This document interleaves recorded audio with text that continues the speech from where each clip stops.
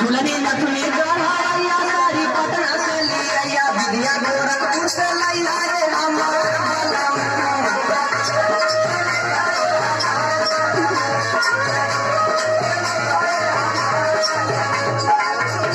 विद्या चाहता और काम अब ही गई ना काम तब से लगलू फरमाए